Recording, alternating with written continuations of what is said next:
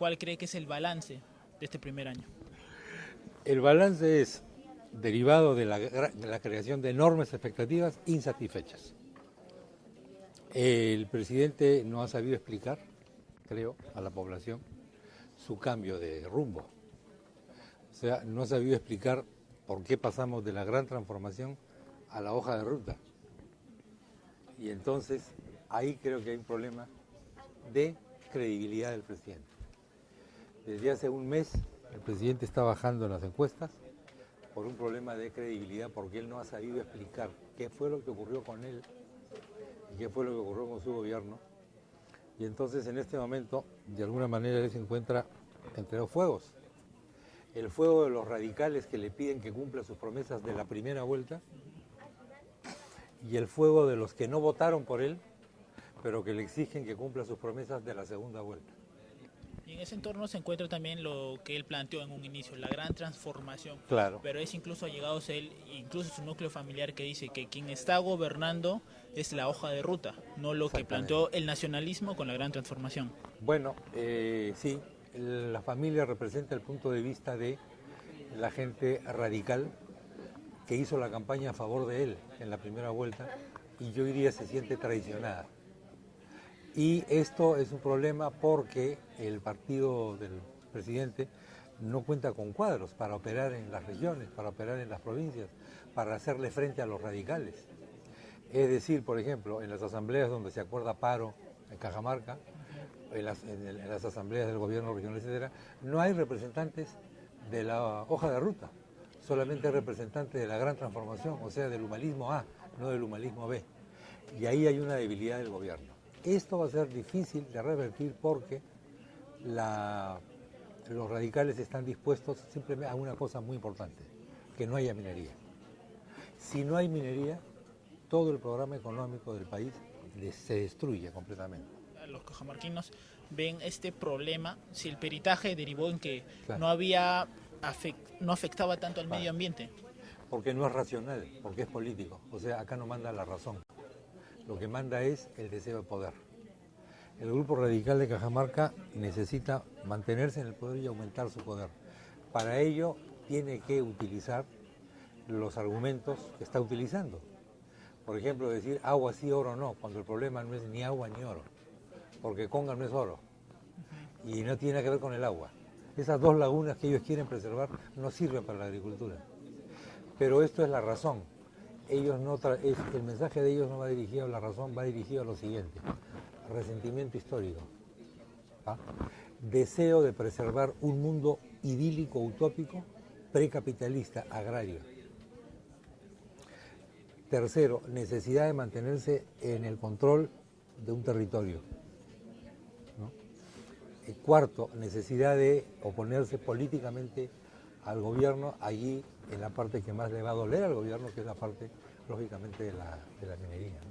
Pero también nos serviría como una cortina de humo para una futura candidatura política de Gregorio Santos. Sí, claro, por supuesto eso está dentro de los planes, pero digamos que es difícil, sabe que no puede ganar una elección presidencial, es muy difícil.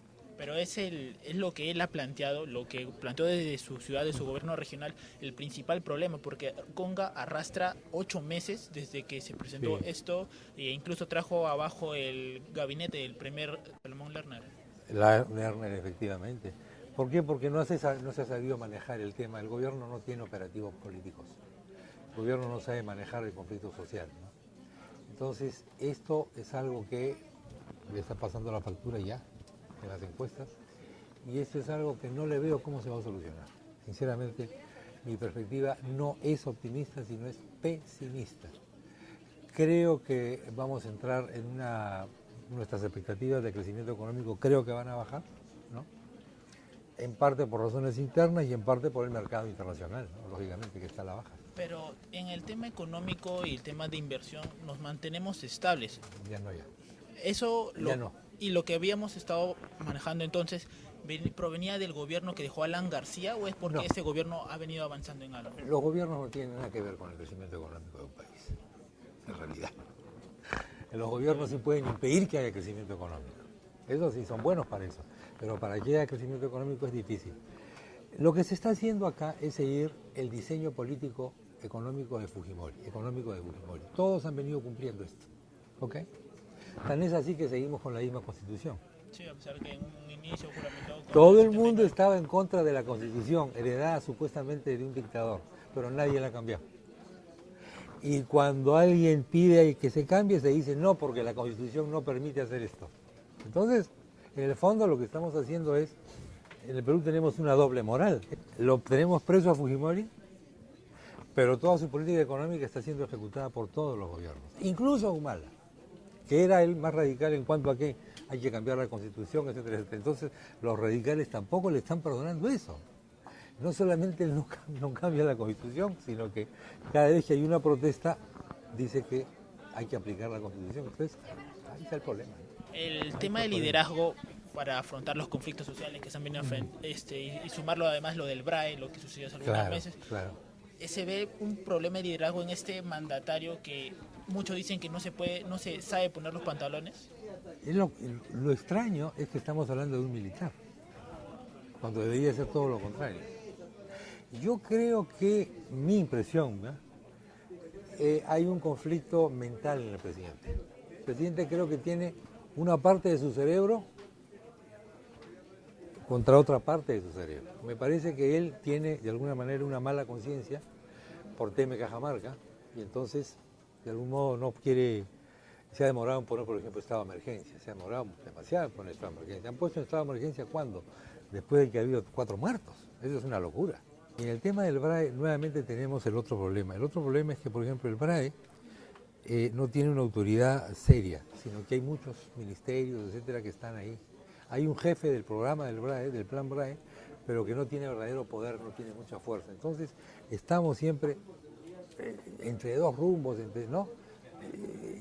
una duda permanente y no hay decisiones. El gobierno toma indecisiones, no decisiones. Eso es lo que está. Se presenta tal vez una bipolaridad en las decisiones del presidente Humala. Absolutamente. Y eso también arraiga el problema que tuvo el entorno familiar, que eso es terrible. El gobierno, su familia se opone a ellos, el Terrible. problema de Antauro, el problema de Nadine también, que se le decían que ella gobernaba sobre encima de él. Sí, en el caso de la familia, creo que el tema se ha complicado últimamente porque Ulises, que era el más moderno o el neoliberal del grupo, ahora se ha plegado al papá. Entonces está prácticamente, hoy antes está solo contra toda la familia. Antes el hermano Ulises tenía una posición un poco diferente, ¿no? Pero ahora él también, acá lo ha dicho el domingo y hoy día creo que ha declarado ayer, cosas tremendas. Entonces, enfrentarse a la familia también es muy complicado. Yo entiendo que eso es una cosa demasiado complicada, ¿no? Hoy viendo cómo se presenta el gobierno, se puede decir que es la gran transformación de Ollanta Humala o del nacionalismo. No ha terminado, mi impresión es que Ollanta no ha terminado su transformación. Se ha quedado a medio camino. Él tiene que tomar medidas pro minería, pro inversión, pro capitalismo, pero él tiene que tomar esas medidas porque eso es lo que es obvio que el Perú necesita en este momento, pero a él le quedan todavía rezagos del otro Ollanta. Entonces lucha contra sí mismo. Y esa lucha contra sí mismo se manifiesta en dudas, en demoras de hablar, en demoras de tomar decisiones y en una forma de barajar las cosas. Y se barajan las cosas creando comisiones de diálogo y más diálogo y más diálogo. Pero gobernar no es dialogar. Para dialogar hay otras instancias, pero gobernar no es dialogar. Gobernar lamentablemente es mandar. Y se está dialogando y no mandando. Tengo esa impresión. El tema de seguridad, algo referido a las últimas encuestas de Ipsos Apoyos, es lo que la ciudadanía ve como el principal problema. Cuando era Ollanta Humala, en el tema de seguridad era lo que mejor había planteado, lo que superaba por encima de todos a los... Él superaba a los demás candidatos. ¿Por qué? Porque mucha gente pensaba que él iba a poner orden, ¿no? El pueblo quiere orden. O sea, la idea del orden es una idea que no es de una minoría rica, no. Es una idea popular. Quien más sufre el desorden es el pueblo, porque es donde hay menos comisarías, más rateros, menos seguridad, las casas no son seguras, etcétera, etcétera, etcétera, etcétera.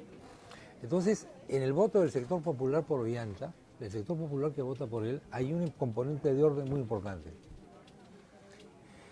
Y parece que no podemos, parece que no se puede.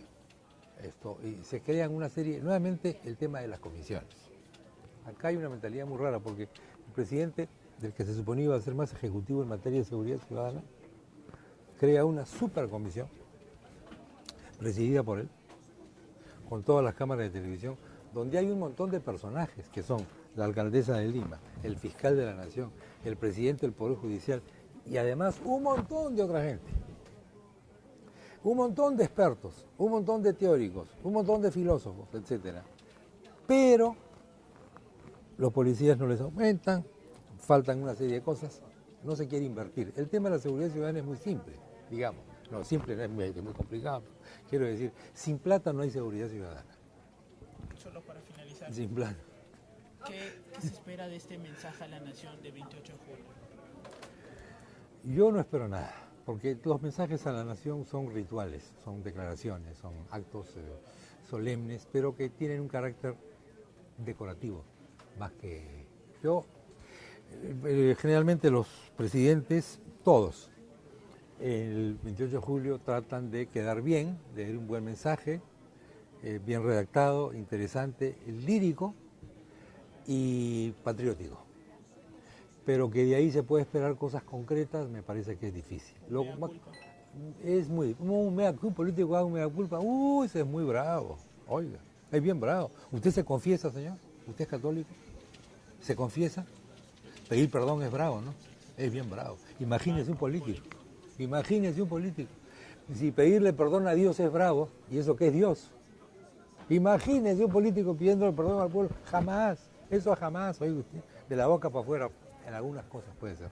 Lo otro no. No hay que tener mucha expectativa en eso. Yo por lo menos no creo en los mensajes.